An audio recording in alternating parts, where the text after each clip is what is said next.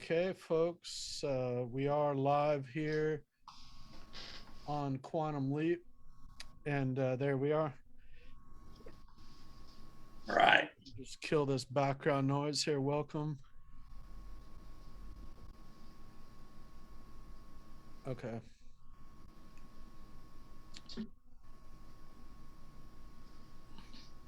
Good morning, David and Corey. Yeah. Good Good morning, sir. morning, and welcome everyone. David Kirsten with Quantum Leap with my co-host Corey Nod, and welcome to Quantum Leap Live. And we're excited to be talking some marketing today with East Bay marketing expert Scott Harris. And before we get to Scott, I just wanted to see if Corey, if you could just introduce yourself and tell us who you are. Maybe this is somebody's first time joining us. Yeah. Hey, Corey Knott here, and I am a visionary business coach with Take Wing Coaching. Okay, Yeah. beautiful. And with that, we're going to get right to Scott. He is a marketing expert in the East Bay area. And Scott, if you just don't mind introducing yourself and tell us what you do and a little bit about your business. Yeah, absolutely. Hey, thank you, Dave and Corey, for inviting me to the Quantum Leap podcast. And I'll say I was a little bit nervous that you were going to ask me questions about the Quantum Leap show because I enjoy that, but I don't remember which was my favorite episode and why. So hopefully it's nothing like that. But anyhow, I run a marketing agency. It's called Client Clicks, and we're based over in the East Bay in the Point Richmond neighborhood. And I've been doing this type of work for over 15 years now. Client Clicks for 6 years, and we are we say we're a full service digital marketing agency. So it's not just like the search optimization or the ads or the social media, but we do all the things that are necessary to boost a small business. So that usually means building an effective website, one that actually shows up in search results, and then doing the advertising to get it to show up, and doing the search optimization, the content development, and then all the different pieces that go in. One of them is reputation management, so making sure that the business gets good and consistent feedback from its customers, and then making sure that a business is, like we call it, the online business card, making sure that their profile in the search results looks good, and that means building up your company Facebook page, your LinkedIn, and depending on what industry you're in, there's different directories and places for healthcare and legal and real estate and all the different types of niches that we service.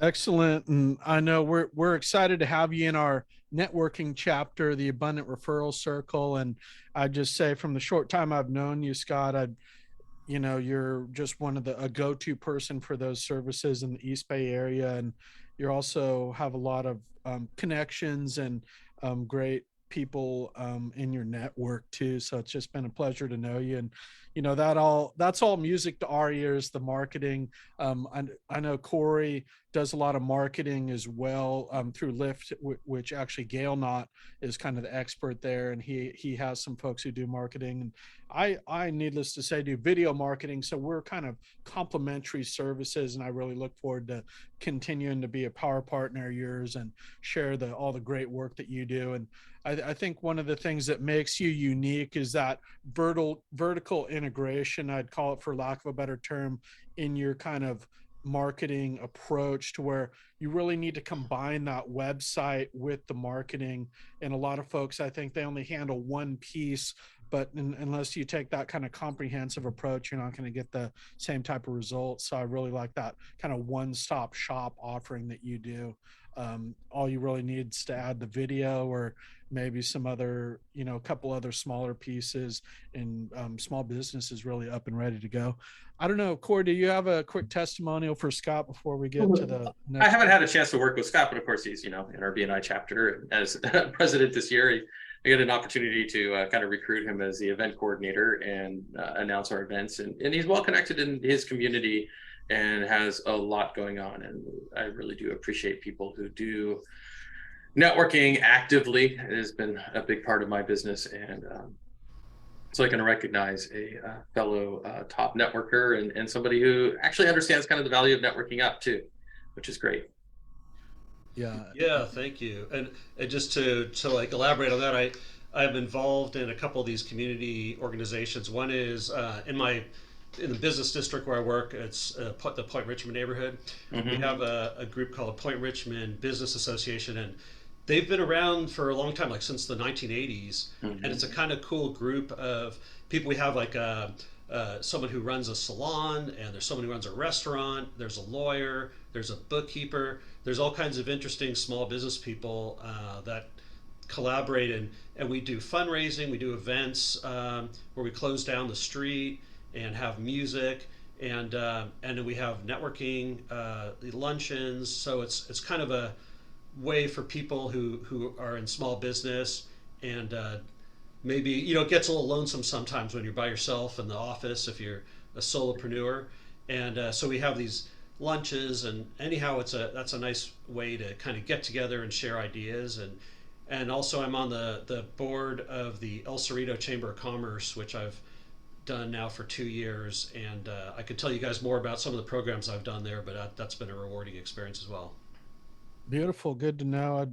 We'll catch up soon on those. And I did want to get to just some of the key challenges that you see for small business out there with regard to marketing, especially in this kind of post-COVID environment. What do you see out there as those key challenges for small business, and how can you help with those? Yeah, for sure. So, I mean, small businesses have a hard time doing marketing because, like all of us, we've got other things we have to do running our day-to-day business.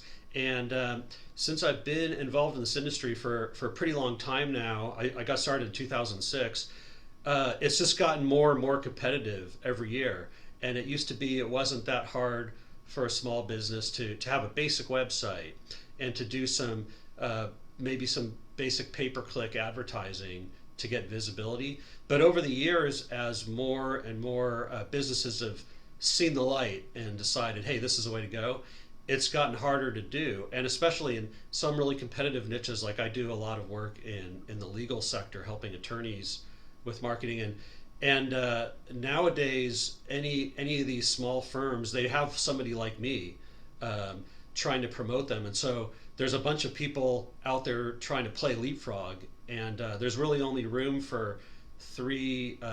They call it the MAPS pack towards the top. There's only room for three, but in some businesses, whether you're a chiropractor or a realtor or another healthcare professional or financial planner, these are all like really competitive businesses because there's so many people in each community that do the same thing, and yet Google only gives you room for three. So that's the biggest challenge, is just kind of like making sure that people can find you when they're searching for realtor near me or chiropractor near me. Yeah, perfect. And with that, I'm going to turn it over to Corey for any comments in the second part of the interview. Yeah, well, I mean, I know how marketing can be. We've been doing quite a bit of that lately, and it's just so important, yet it can be so confusing for people to kind of even know where to go. And it's often comes up with my clients, like, what should I be doing for marketing, and how much they're trying to do on their own. It gets a little crazy.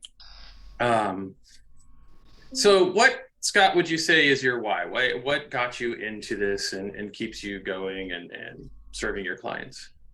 Yeah. Thanks for asking, Corey. Well, so when I first got started, I was an IT professional working in San Francisco and commuting on BART every day, and I had a friend who's an attorney who wanted to get started with his own law firm, and so he and I talked, and he didn't know anything about marketing or about the business management, whether it's bookkeeping and hiring and HR and IT and all the different things. And so I came on board and helped him get that. So I was one of the founders and helped him get it started. And over the course of 10 years, we grew that firm to where it had 10 attorneys, and it became very successful. And we have the firm continues to do well. He later sold it, but it has offices all over the Bay Area. And but you were asking about the why, and to get back to that, we learned how to do digital marketing, and that was the principal way to bring us clients, and it worked super well. And with a lot of trial and error, I got better and better at it, and with a lot of help as well, and to the point where we were dominating the Bay Area, and we turned it into a $4 million a year business, and so after it was sold, I decided to start up an agency where I could take all these different lessons I learned and success and share it with other businesses, and turn it into an agency. And I saw like how we were able to just turn on the spigot of leads. A brand new firm. It seemed really intimidating and scary that first week when we gave Google $10,000, and we didn't have a lot of money to put towards this, and we're like, gee, I sure hope this works, and it did. And then it just got better and better because we got more adept at how to optimize and organize and focus, and many of these techniques I still use helping other small businesses today. Nice. And so, speaking of small businesses, what kind of social media marketing strategy do you typically recommend for solopreneurs? Yeah, totally. So social media is a big part of the inbound marketing these days, and it depends on which niche. But the way I like to think about social media is if you have a business where you need repeat customers, where you want people to come back for more, that's where social media is key, because putting your message in front of people on a daily basis, it reminds them, hey, I should call Corey or David or whoever, right, and come back. And we some of the work we do is with restaurants, and so for restaurants we post like 3 to 5 social media posts a week, and it's important to just keep that message out there. But what I've learned is the most important part about social is doing social media advertising, making that part of your strategy, because I found some businesses, maybe they've got a small number of followers, maybe they have 50, 60 followers, and they put a lot of time and effort into putting out posts and videos, but they're just doing this within their very small sphere, and others aren't seeing it. And so what I like to do is look for the best posts and then push those out through Facebook marketing and Instagram, and enlarging, but by putting out a message that will get them more likes and followers, and then suddenly the free posts become much more successful. Cool. And yeah, I think it's interesting. I was doing that for a client many years ago, just posting every few days on Facebook, and the consistency really does lead to a lot of engagement, right? And just growth. And yet, if you don't have a marketing person to do that for you, it just doesn't get done nearly on the level it needs to be done. So who for you is an ideal client? Well, I tend to have the best success with professional services businesses. I don't do much e-commerce, so I like to focus on local brick and mortar businesses, and especially those who are in a competitive industry. So if you're like the only person who does what you do in your neighborhood, maybe you're selling antiques and you're the only antique shop, you really don't need somebody like me. I mean, I Right. can build a website, sure, and give you something to put on your business card.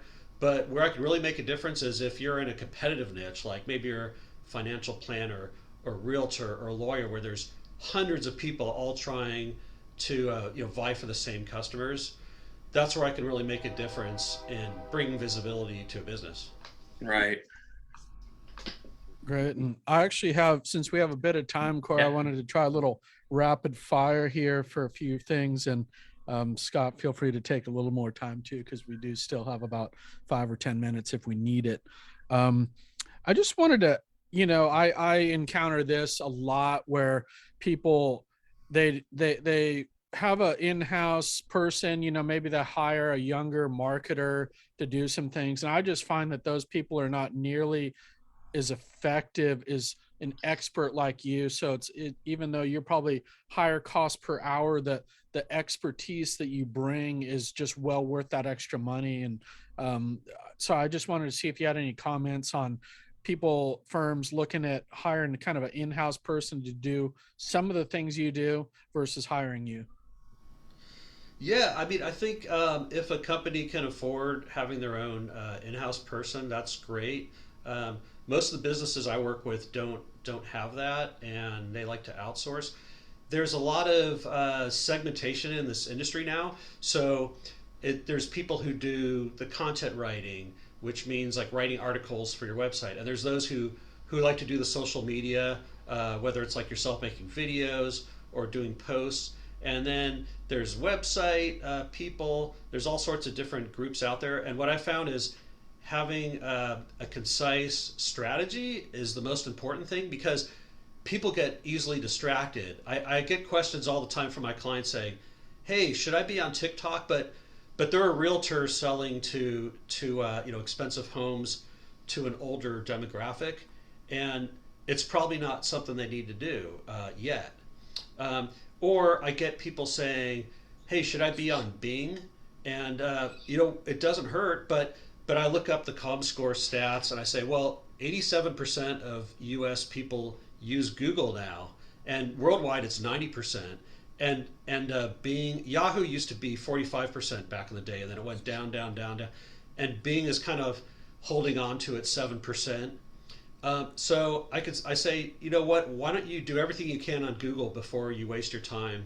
Right. But yeah, right. And so I think avoiding distractions is important, and having a holistic view of where to put your money is important, because when I was the in-house marketing guy at the law firm, I worked with some outside vendors, and I would get people pitching things to me all the time, saying like, "You should really be in this directory," or "You should really use Yelp for advertising."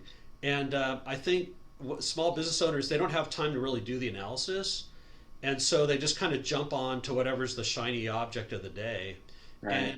and you could waste a ton of money doing stuff like that. So I believe in knowing when to say no as a business owner is very important. If you say yes to everything, you'll probably waste your money.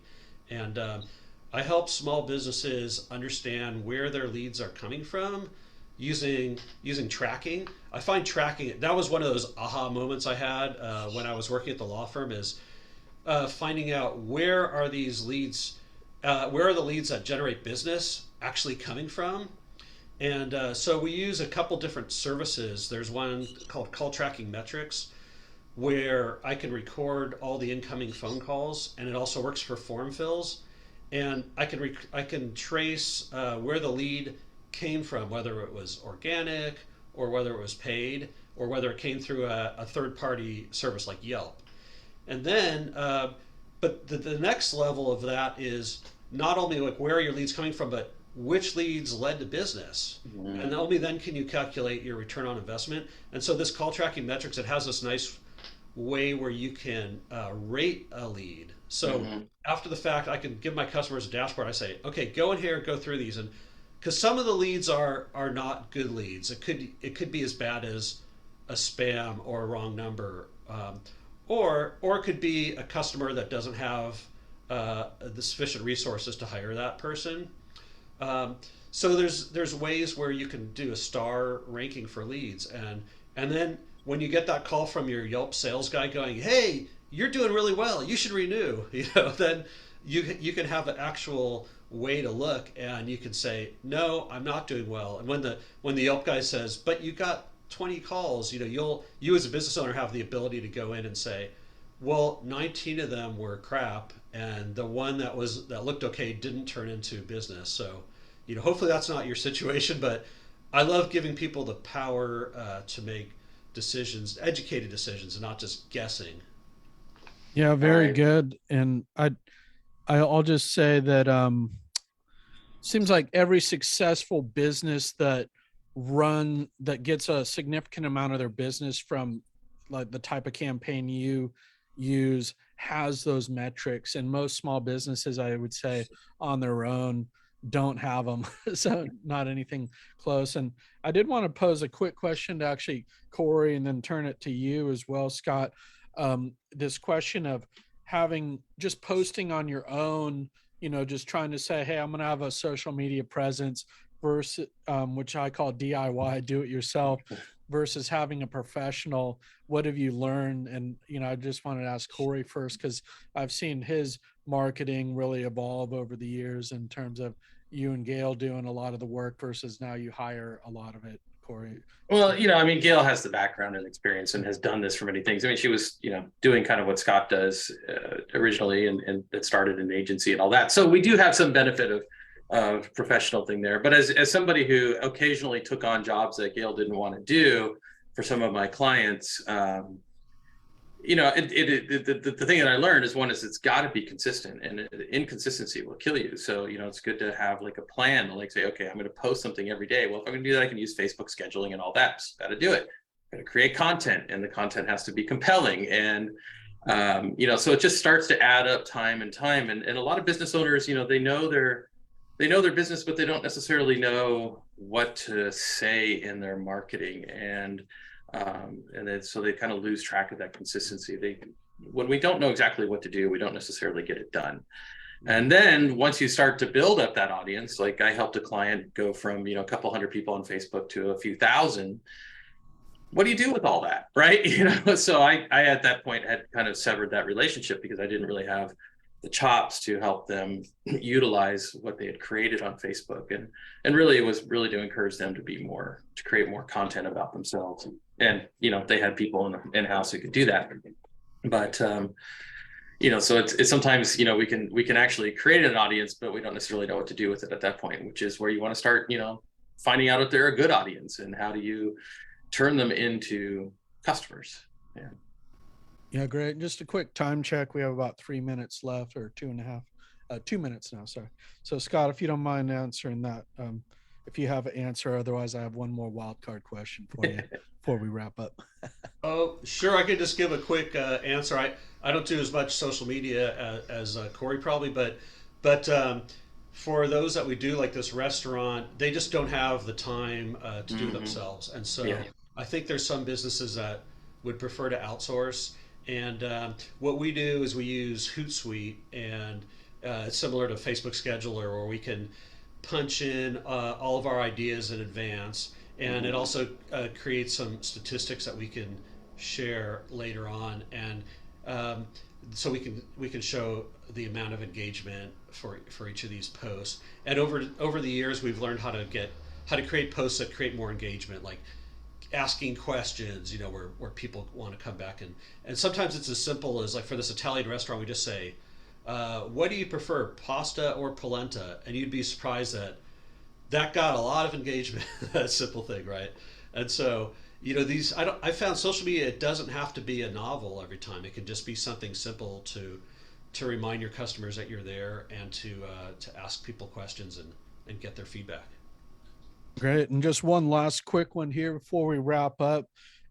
What kind of differences have you seen in terms of revenue or results for, say, somebody, solopreneur, or maybe a law firm who has zero digital media presence, versus like an okay kind of DIY, versus what I would say that is the excellent solution, which is hiring somebody like you?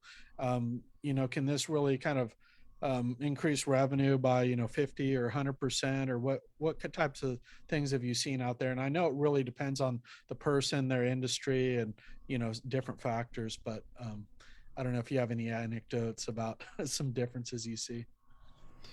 Yeah, for sure. I mean, like in these competitive niches like legal, if you don't have if you don't have good marketing, then you're just invisible online. And so I worked with one attorney who's an estate planning lawyer, and she was bringing in all her business through a legal insurance company called Hyatt.